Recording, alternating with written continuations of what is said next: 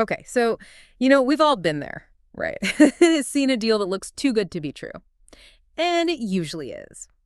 Today, we're going deep on corporate tricks and how companies can be sneaky to try to make more money, sometimes at our expense.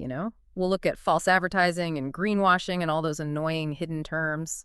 By the end of this deep dive, you'll be able to spot these tactics a mile away and make smarter choices. It's interesting how often we feel that, like buyer's remorse, when we realize we've been tricked. Yeah. And companies are only getting better at using psychology against us. Right, so let's jump right into a big one, false advertising. I'm not talking about cheesy late-night infomercials here. We're talking big companies making misleading claims. Yeah, like the whole Volkswagen Dieselgate thing, where they marketed their diesel cars as clean diesel. They even won awards for low emissions. Yeah. But they left out a tiny detail. They had software that cheated the emissions test. Hold on, so those clean diesels were actually way worse than they claimed. Way worse, they were emitting up to 40 times the legal limit. Really bad for the environment and people. That's wild. Makes you wonder how many other companies are doing similar stuff. And the financial impact is huge. Just in 2023, false advertising cost consumers over $5 billion in the U.S. alone. $5 billion. Sounds like a hidden tax on all of us. You could say that, and it's not always as obvious as the Volkswagen case. Companies use sneaky wording all the time, words like organic, all-natural, clinically proven, all meaningless, unless you look into the details. So those buzzwords aren't always what they seem. We need to be smarter and read between the lines. Definitely don't just take their word for it. Look for actual evidence. Research the company and read the fine print. It's like we have to be detectives protecting our wallets and our health. Exactly. Now let's move on to another sneaky tactic, greenwashing. This is where companies jump on the eco-friendly trend without actually doing the work. So they just want to look green to attract people who care about the environment. Yep. Some bottled water companies are a good example. They talk about sustainability, but they contribute a lot to plastic pollution. But don't they use recycled plastic in their bottles? Well, yeah, they might, but only a small percentage of plastic actually gets recycled. And producing and transporting bottled water still hurts the environment. We should focus on reducing single-use plastics overall. So even choices that look eco-friendly can be tricky. What are some other greenwashing red flags? Watch out for vague claims like carbon neutral without explaining how they do it. And see if they're just doing small feel-good things instead of tackling the big issues. So a biodegradable bottle cap doesn't mean much if the bottle ends up in a landfill, right? Exactly. And don't be fooled by fancy certifications. Make sure they're legit and from independent sources. Sounds like we need to be skeptical of eco-friendly claims. Definitely remember that European Commission study. They found that 42% of green claims were exaggerated, false, or just misleading. Almost half. That's worrying. It's like they're hoping we won't bother to check. Sadly, that's often the case. But by knowing these tactics, you can make better choices and support truly sustainable companies. Okay, so we've talked about false advertising and greenwashing. Now let's move on to something that affects a lot of us, misleading food and health labels. This is where things get really creative, especially with all these healthy foods popping up everywhere. I'm thinking about those low-fat snacks that are packed with sugar. Exactly. Companies know people want to be healthier, so they use misleading labels to exploit that. For example, they might highlight one vitamin while hiding the high sugar or salt content. It's like they're playing games with our health. Kinda. And the global rise in obesity and diabetes is partly because of these misleading labels. There was even a World Health Organization report on it in 2023. That's scary. So how do we decipher these tricky food labels? The key is to look beyond the flashy claims on the front and always check the nutrition facts and ingredients. Pay attention to serving sizes because companies can manipulate those to make things seem healthier. So that low-calorie snack could actually have multiple servings in one pack. Exactly. And watch out for hidden sugars. They have lots of names like high fructose corn syrup or dextrose. So it's all about reading the fine print and knowing what those ingredients actually mean. Exactly. Don't be afraid to research unfamiliar ingredients. And remember, sometimes the simplest foods are the healthiest. All right, let's move on to another sneaky area, hidden terms and conditions. We've all been there, quickly clicking agree without reading those long documents. It's a classic way to sneak in clauses that aren't good for consumers. Companies hope we won't notice the hidden fees or restrictions. So they're counting on us being lazy or just not having the time. Yeah, and it can backfire. In 2022, the Australian Competition and Consumer Commission got over 5,000 complaints, all about hidden terms in service contracts. Wow, that's a lot of people who felt tricked. What should we watch out for in those terms and conditions? Pay attention to automatic renewals, especially for free trials that become paid subscriptions. Look for clauses that limit the company's responsibility or make it hard to complain. And be careful with contracts that force you into arbitration instead of going to court. Sounds like those terms and conditions can be a real trap. They can. And it's not just online services. Think about airline tickets. They advertise low fares, then hit you with fees for baggage, seat selection, all sorts of stuff. Like they lure you in with a low price, then keep adding fees until it's way more expensive. Exactly. So next time you see that terms and conditions box, take a minute to read it, even if it's boring. It might save you a lot of hassle later. It's all about knowing what you're agreeing to and protecting yourself from surprises. Exactly. Now let's discuss a strategy that's often debated but rarely acknowledged: planned obsolescence. Isn't that when companies make products break down or become outdated quickly so we have to buy new ones? You got it. It's controversial, but more common than you think. Just look at how often you have to replace your smartphone or other gadgets. Well, technology changes fast, so isn't it normal for older devices to become outdated? To a point, yes. But sometimes companies intentionally limit how long their products last. They might use cheap materials that break easily or make it difficult to repair the device. Instead of fixing it, we're forced to buy a new one. Exactly. And software updates can also play a role.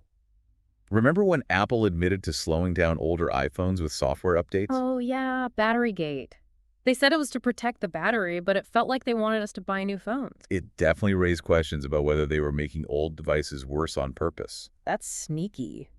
And planned obsolescence hurts our wallets and the environment. Absolutely. Constantly buying new products creates a ton of electronic waste. So what can we do about planned obsolescence? Choose durable products from companies known for quality and longevity. Look for things that can be repaired and support companies that offer repair services. So be mindful of what we buy and support companies that care about durability and repairability. Exactly. You can also extend the life of your stuff by taking care of it, repairing it when possible, and resist the urge to upgrade just because something new came out. So embrace a more mindful approach to consumption, one that values longevity and reduces waste. Exactly. And challenge the idea that newer is always better. Sometimes the best option is to keep using what you have. That's great advice.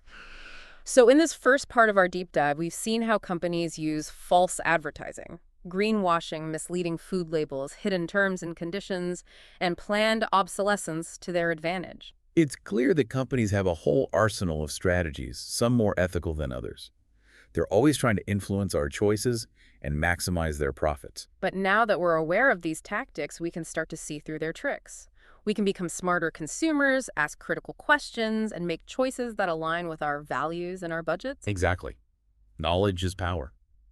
The more we understand these corporate tactics, the better we can navigate the marketplace and make informed decisions. This has been really eye-opening so far. Welcome back to our deep dive. It's fascinating stuff, isn't it? It is. We've already seen some pretty sneaky tactics companies use, like greenwashing and burying important info in those terms and conditions. Right now, let's get into how companies use psychology to get us to buy stuff. So are we talking like mind control, subliminal messages and ads? Not quite that dramatic, but you're on the right track. Companies spend a lot of time and money figuring out our psychology. What motivates us, what makes us act impulsively, what makes us tick. So they can use that knowledge to, well, manipulate us. Exactly. They craft those marketing messages and design shopping experiences that subtly nudge us towards buying things we might not have thought about otherwise. Okay, I'm curious. Give me some examples of this psychological manipulation in action. Sure, let's start with scarcity. You see this everywhere: limited time offer, only a few left, exclusive deal for VIP members. Oh, yeah. I always feel like I have to jump on those deals before they're gone. Exactly. Scarcity plays on our fear of missing out, or FOMO as they call it. It creates a sense of urgency that can override our rational thinking. It's like they're tapping into our survival instincts, that urge to hoard resources when they're scarce. That's a great way to put it. Another powerful tactic is social proof. Social proof, is that like peer pressure, but for shopping? It's similar. Social proof is the idea that we're more likely to do something if we see others doing it. So if everyone's raving about a product, I'm more likely to want it too. Exactly. Think about those online reviews and testimonials, influencer endorsements, even just a long line outside a store. Makes you think, well, if everyone else loves it, it must be good. Exactly. We're social creatures. We're influenced by what others do, especially those we see as similar to us or having a higher status.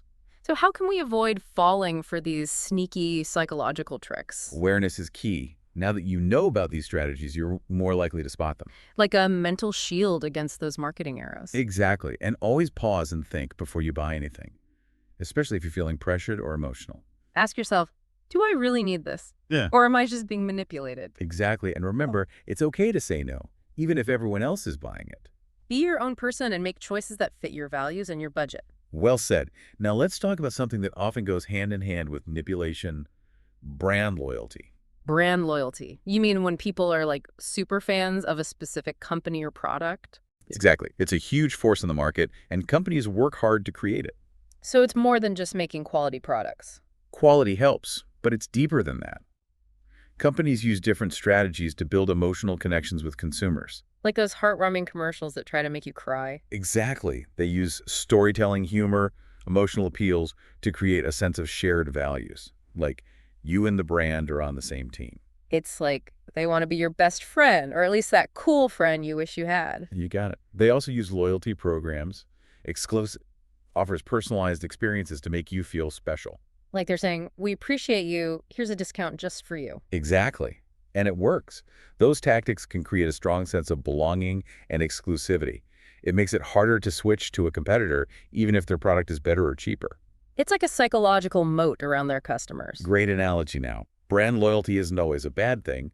It can build trust and satisfaction, but it's important to be aware of how it can be used to influence us. So we don't become blind followers and lose our critical thinking skills. Exactly. It's good to question our brand loyalty sometimes and be open to trying other options. Don't be afraid to shop around and compare. Absolutely. And remember, a company's main goal is to make money, even if they have to use sneaky tactics. It's like a chess game, and they're always thinking a few moves ahead. That's a great analogy. But by knowing the rules and their tactics, we can be better players and make smarter choices. Okay, let's shift gears and talk about an area where companies can have a big impact: lobbying and political influence. This is where business and politics mix and things can get a bit messy. I'm picturing backroom deals and politicians being swayed by corporate money. It's not always that traumatic, but lobbying does play a big role in shaping the laws that affect us. How does it work? Do companies just bribe politicians to get what they want? It's more complicated than that, but campaign donations are definitely part of it. So companies donate to political campaigns to get favors from lawmakers. That's one part of it. They also hire lobbyists, who are basically professional influencers. Mm. They represent the company's interests and try to persuade policymakers to support laws that benefit the company. So it's a high-stakes game of persuasion with millions or even billions of dollars on the line. Exactly. And it can affect everything from environmental regulations to consumer protection to healthcare.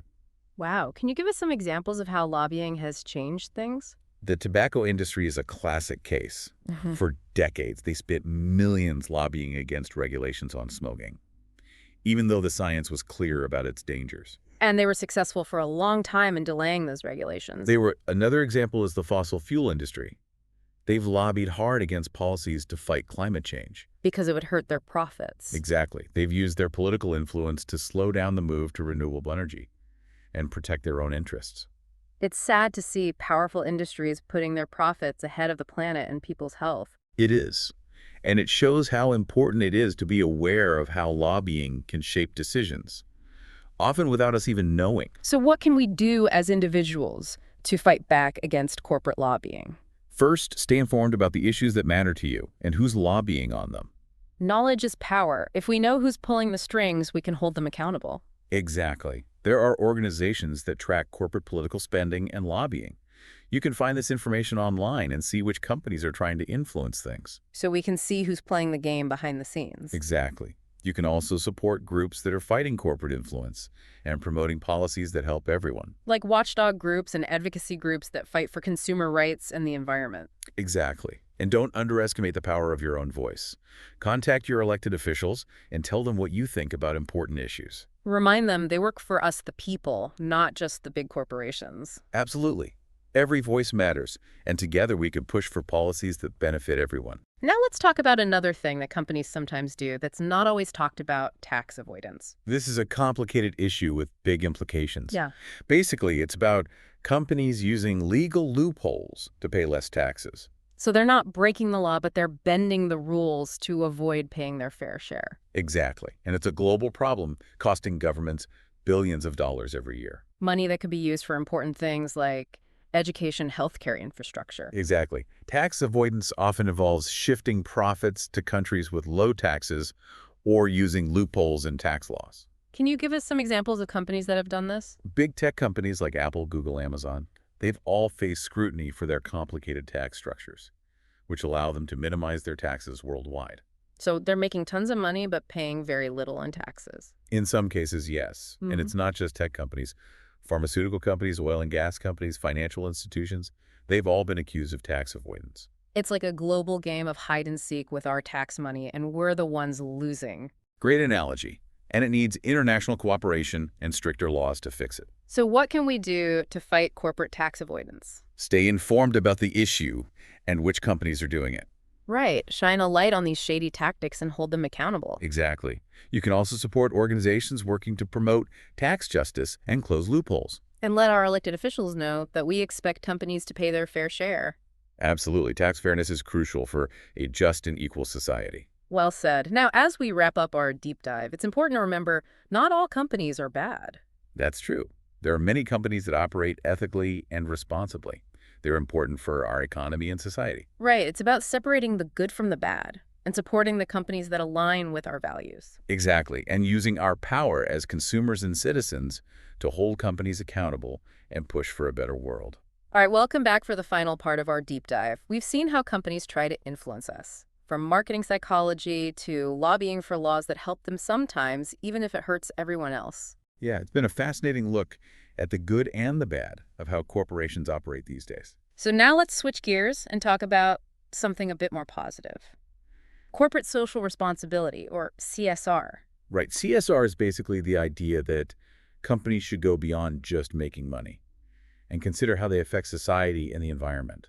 So it's like realizing that companies aren't just about profits, they're part of a bigger community and have a responsibility to be ethical. Exactly. CSR initiatives can include things like environmental programs, ethical labor practices, charitable donations, and community engagement. So it's about companies actively trying to have a positive impact. Yeah, and it's been gaining momentum lately, partly because consumers are more aware. And there's a growing demand for ethical and sustainable products. It's like consumers are saying, we're not just buying your product, we're supporting your values. That's a great way to put it. Companies realize their reputation and profits are tied to their social and environmental actions. So it's not just about being good, it's good business too. It's exactly. Studies show companies with strong CSR programs have happier employees, more loyal customers, and a better brand image, all of which can lead to more profit. So it's a win-win. Doing good leads to doing well. Exactly. But CSR is complex and it's still evolving. Right. I bet some companies just talk about CSR without actually changing anything. There's always the risk of greenwashing. Like we discussed, some companies might use CSR just for marketing without really addressing their impact. So how can we tell which companies are truly committed to CSR and which ones are just faking it? Look beyond the marketing and check their track record. Look for transparency in their reports and real evidence of actions and results. So don't just take their word for it. Do your homework. Exactly. Look for certifications and audits from independent sources that confirm their claims. And pay attention to how they respond to criticism and if they engage with stakeholders in a meaningful way. It sounds like conscious consumerism plays a big part here. People are more aware and they want transparency from the companies they support. Definitely conscious consumerism is about making choices based not just on price and quality, but also on a company's values. So putting your money where your values are. Exactly. Conscious consumers are willing to pay more for products that are ethical, sustainable, and support fair labor practices. They're voting with their wallets, sending a message that values matter. Exactly. And this trend is growing because of awareness about things like climate change inequality and the environmental impact of what we buy. Seems like people are realizing that their individual choices can add up to make a difference. That's a powerful realization. And it's changing the market as more people become conscious consumers. Companies are starting to offer more ethical and sustainable products. So it goes both ways. Consumers drive change and companies respond to that demand. Exactly. It's a dynamic relationship that has the potential to create a better world. So we've covered a lot in this deep dive. We've seen how companies try to influence us. But we've also seen how awareness and activism can push for positive change. Yeah, it's clear that the relationship between corporations and society is complex and always changing. And we as consumers and citizens have a role to play in shaping a more ethical and sustainable future. Absolutely. By staying informed, being careful about our choices, and speaking up, we can hold companies accountable and encourage them to do what's right for people and the planet. So what's the main takeaway from our deep dive into corporate tactics? We have more power than we think. We can support companies that share our values. We can demand transparency and accountability, and we can use our voices to advocate for a better world. Well said, and that's a wrap on our deep dive. It's been an amazing journey through the world of corporate strategies, consumer psychology, and the growing movement for ethical and sustainable business. Thanks for joining us. Remember, knowledge is power. The more we understand about the forces shaping our world, the better choices we can make and the more positive change we can create. And as always, thanks for listening to The Deep Dive.